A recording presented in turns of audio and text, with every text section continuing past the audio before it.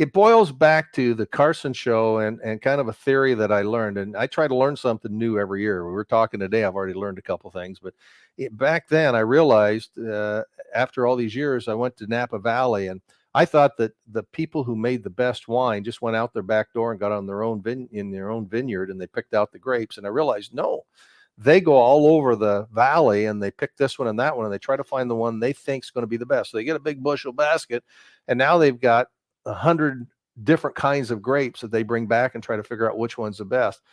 And that's the idea of brainstorming and really making it. You get 100 ideas. You first get 100 ideas. Every idea is a good one. I don't care how crazy it is.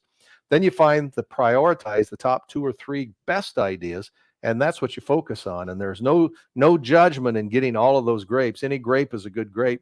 Then when you get it down, then the people who know the smell and the taste and all that, they're part of it to start judging, to say, hey, here's going to be the best when you prioritize it.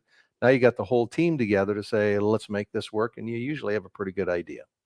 Yeah, that's this is something I think a lot of people, specifically entrepreneurs, struggle with is paring down their ideas, right? So, you go out, you get this bushel of grapes and you try to figure out which 1 or 2 are best. I would imagine that at some point when you're trying grapes, they all start to taste the same, right? So how do you, because you've done a number of different things and different experiences, like how do you pare it down? How do you identify which ideas are worth pursuing?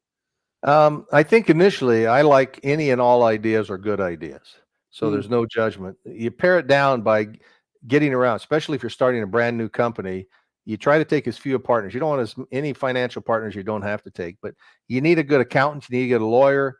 You need a good marketer, the engineer. So you want those folks to help you look and evaluate those to prioritize. And you just go through one time. This good? No, throw it away. This one, okay. Yeah, okay. We'll put it in this pile. Well, ultimately, you're going to have a smaller pile over here on the left, and then you whittle it down, and then you ultimately make the decision of what's going to be the one idea we're going to go for. And then you get the input from all the others, because they've said, well, if you take that one, it's going to cost you more, or you take that one, you could get a lawsuit. And if you take that one, so you take the one you think is working, all of a sudden your whole team is behind you in saying, yeah, this is going to be a great idea.